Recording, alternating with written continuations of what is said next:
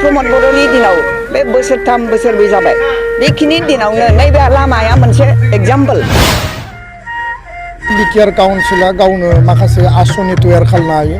State गभर्नमेन्टनि गेजेरजों जोंनि एमएलए एमपिफ्रा माखासे आसनि मोनो दा बिनिनि गेजेराव जोंनि कर्मीफ्रा डेलिगेटफ्रा पार्टीखौ मोजां मोनो आरो फैगौ समाव पार्टीनि थाखाय थैथां मावगोन बेखौ आङो नुनो मोनदों आरो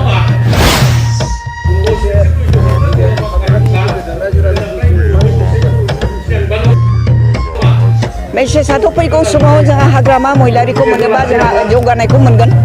जौगानायखौ मोनगोन आरोबाव बांसिन जोङो आवगायलांनो हागोन जौगानायनि प्रति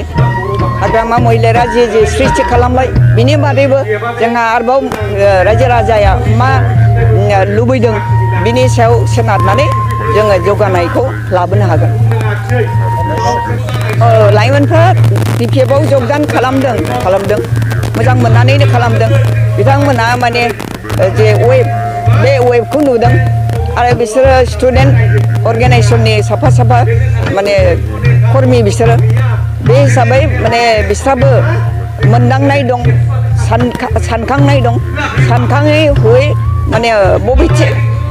थानानै खामानि मावोब्ला मोजां जागोन बेखौ बिथांमोना नुनानैनो जोंनि बिपिएफ दलाव जगदान खालामदों 15 बोसोराव हाग्रामाखौ खाथियाव थानानै नुदों बिथांनि जौगाथायनि जे खामानि मावनाय बेखौ नुबोबाय थादों दा प्रमद बर'नि दिनाव बे बोसोरथाम बोसोरब्रै जाबाय बेखिनि दिनावनो नैबे लामाया मोनसे एग्जाम्पल बेवहाय आङो माने फुवारनायनि थाखाय आरो बेखौ मजबुत खालामनायनि थाखाय बे हाइवेनिफ्राय सिदा क'क्राझार टाउनाव थाङो हिसाबै बेवहाय आङो माने सेंसन खालामनायखौ होदोंमोन दा बेखौ प्रमद बर'आ मावबाय कभिड टाइमाव जोंनो मावनो होआखिसै जेला प्रमद बर'आ चिफ जाबाय होमबा हाग्रामाया जायाखिसै नालाय दा प्रमद बर'नो माने गोजौनिफ्राय दायथ' हरबाय आरोखि बे लामाफोरखौ नों बानायदो होननानै जायनि थाखाय जोङो माने आखाइ खबजबनानै ओरैनो जिरायनानै थानो बाध्य जादों आरोखि मेगनजों नुदोंब्लाबो जों अप'ज खालामाखिसै आं मन्थ्रि जाहैनो दंमोन थेवब्लाबो माने गोजौनिफ्राय बिथोन मोननानै प्रमद बर'आ बेफोरखौ मावदों सिगाङावबो आंनि सेंसन खालामनायफोरखौ जेनेबा हाग्रामा महिलारिया जेराव नांगौ बेखौ आंनो परामर्श होनानै होयोमोन आरो दा आंनो होखादोंमोन बेनो मोनसे एग्जाम्पल आरोखि प्रमद बर'आ सिख'नानै मावबाय खिन्थु मोजांबो मावाखिसै रायजो राजा नायथों बिनिफ्रायनो माने बोसोरथामबो जोरा खनसे मावनाया एफा बुरजा फैसाजों मावनाय बे मावनाया मानो बोसोरनैबो थाङाखै बे लामाया बायनाया बेनि ना एग्जाम्पल प्रमद बर'खौ नायनोबा खाथियाव नुनोबा बेफोरबायदियानो माखासे एग्जाम्पल लिरनानै लाबोबाय बेखौथ' बे हिसाबैनो गायसननांगोन नाथाय बिटिआर काउन्सिला गावनो माखासे आसनि तयार खालामनो हायो स्टेट गभर्नमेन्टनि गेजेरजों जोंनि एमएलए एमपिफ्रा माखासे आसनि मोनो दा बिनिनि गेजेराव जोंनि गायदे बसुमतारी हेलेना बसुमतारी गिबि आइजो मुंख्लं बिथांमोननि जे आत्म बलिदान बा मुंख्लं जसेफ बसुमतारी बा पाउलुस नार्जारी बिथांमोननि मुंख्लंनि मुङैबो आथिखालाव बिटिआर सरकारा जेराव सिनेमा हल बानायनायनि स्किम आसनि लादों बा जेराव नोङो बिथांमोना मोनफ्रोमबो समस्थियाव मोनसे मिनि स्टेडियाम बानायनायनि माने मोनसे पलिसि प्लेनिं लादों आरो गायसनगासिनोबो दङ बेनि गेजेरावनो जोंनि स्कुल कलेजनि मुङानो जा जोंनि गुबुन गुबुन गोदान पलिसिनि आधारावनो जा काउन्सिलाव जायफोर रेसपन्सिबल लानानै दङ जायफोर बिनि माने रिप्रेजेन्टेटिभ बिथांमोना बेबायदि मुंख्लंनि बिनिमयखौ बुजिनानै बिथांमोननि गोसोखांथियाव बिथांमोननि मुङै जाहाथे बे अनुस्थान प्रतिष्ठान फसंथानफोरखौ गायसन बेनि थाखाय आङो दिनै बे थावनिनिफ्राय बे मुंख्लंनि मोनसे नेरसोन मुंख्लंनि बे मोनसे पबित्र जि थावनि बे थावनिनिफ्राय आङो काउन्सिलनि जायफोर सामलायगिरि बिथांमोनखौ आङो दाबि देखायदों बिपिएल बिजेपि आरो एजिपि जोंनि गाहाय थाखोनि बिबानगिरिफोरजों सावरायनाय जादों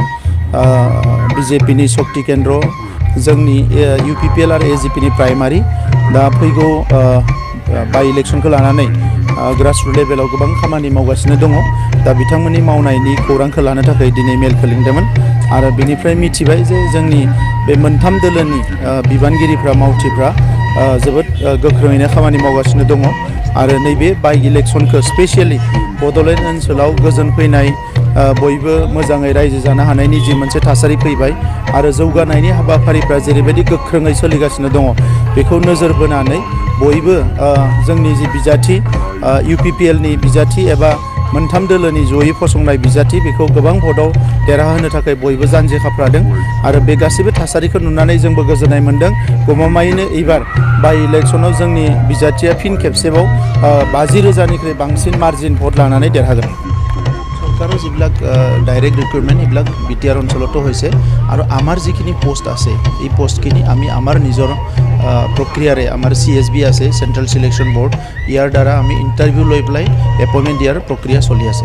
প্ৰায় 3,000 মান আমি এপইণ্টমেণ্ট দিম, ইয়াৰ কাৰণে প্ৰক্ৰিয়া চলি আছে আৰু টিচাৰৰ ক্ষেত্ৰত আমি প্ৰায় 1200 ইতিমধ্যে দিলোঁ, 1200তকৈ অধিক আৰু 1400 আমি 1.5 মাহৰ ভিতৰত দিবলৈ গৈ আছোঁ। जोंनि कर्मीफ्रा डेलिगेटफ्रा पार्टिखौ मोजां मोनो आरो फैगौ समाव पार्टिनि थाखाय थै-थां मावगोन बेखौ आङो नुनो मोन्दों आरो।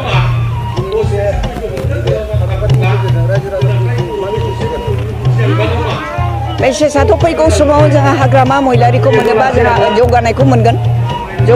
मोनगोन आरोबाव बांसिन जोङो आवगायलांनो हागोन जौगानायनि फारसे। हाग्रामा महिलारा जे सृष्टि खालामबाय बिनि बादैबो जोंहा आरोबाव रायजो राजाया मा लुबैदों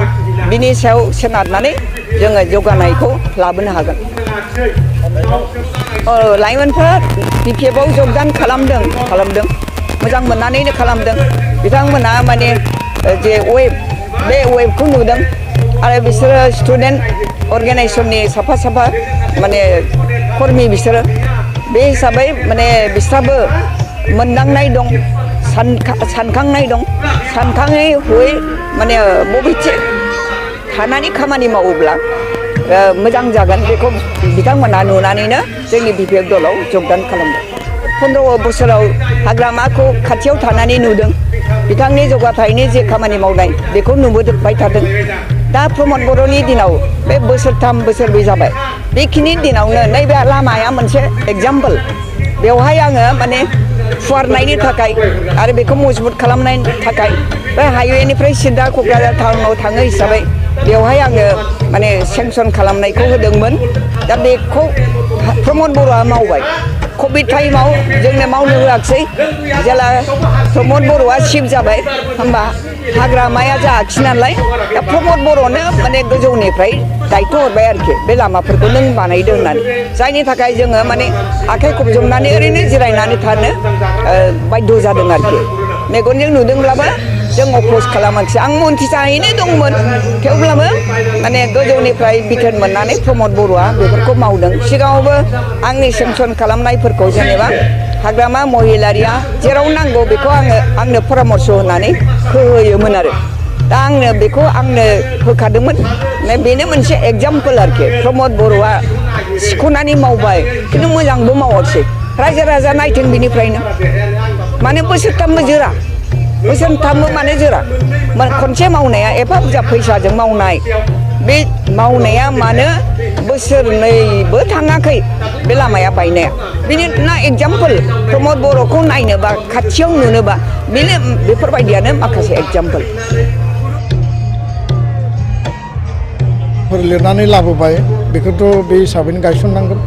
नाथाय BTR काउन्सिला गावनो माखासे आसनि तयार खालामनो हायो।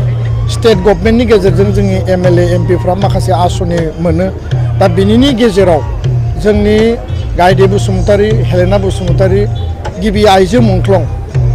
बिथांमोननि जे आत्मबलिदान बा मुंख्लं जसेफ बसुमतारी बा पाउलुस नार्जारी बिथांमोननि मुंख्लंनि मुङैबो